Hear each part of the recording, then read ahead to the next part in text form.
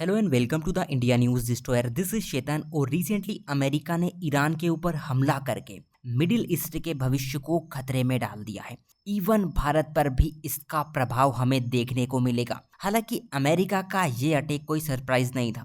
पिछले कुछ टाइम से ऐसे संकेत मिल रहे थे कि अमेरिका ईरान पर जरूर स्ट्राइक कर सकता है और उसने की। लेकिन इस वक्त पूरी दुनिया की नज़र ईरान पर है कि अब ईरान कौन सा कदम उठाएगा, किस तरह से वो बदला लेगा। क्योंकि ईरान ने एक बात तो क्लियर कर दी है कि उसके पास आत्मरक्षा का अधिकार है।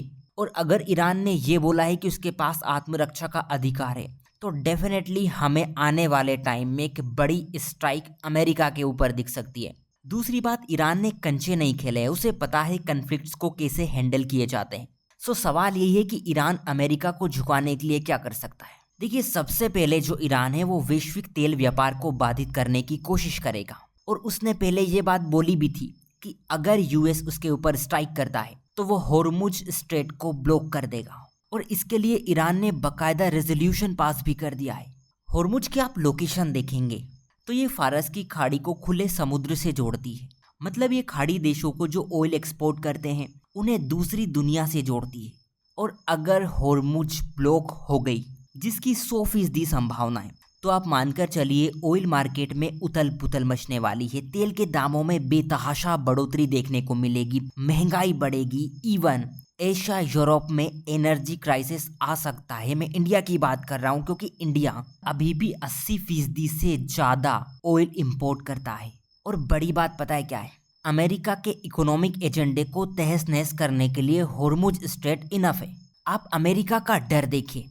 कुछ दिन पहले अमेरिका चाइना से लड़ रहा था, लेकिन आज अमेरिका ने चीन से मदद मांगी कि ईरान को समझा दो वो होर्मुज को ब्लॉक ना करे। सो ये कंडीशन आ चुकी है। लेकिन दूसरी तरफ ईरान अमेरिका को नुकसान पहुंचाने की पूरी कोशिश करेगा और इसके लिए इसने पत्ते चलने शुरू भी कर दिए। ईरान ने रशिया से कांटेक्ट किया कि हमें परमाणु हथियारों की सप्लाई चाहिए। और इंटेल तो ये कहती है कि रशिया मान भी गया है कि हाँ, हम आपको परमाणु हथियार सप्लाई करेंगे। इस बात की पॉसिबिलिटी कितनी है इसके बारे में अभी कोई इन्फॉर्मेशन नहीं है। लेकिन अगर रशिया ने ईरान को परमाणु हथियारों की सप्लाई कर दी तो आप मानकर चलना मुकाबला बराबरी का होगा। दूसरी बात, ईरान ने अमेरिका और यूरोप में स्लीपर सेल एक्टिव कर दिए हैं।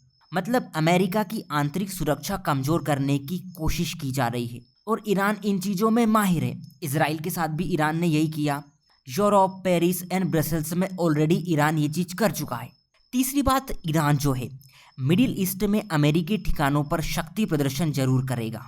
क्योंकि पूरे मिडिल ईस्ट में अमेरिका के करीब 20 से ज़्यादा स्थायी ठिकाने हैं। मतलब उनकी जान को सीधा सीधा खतरा है।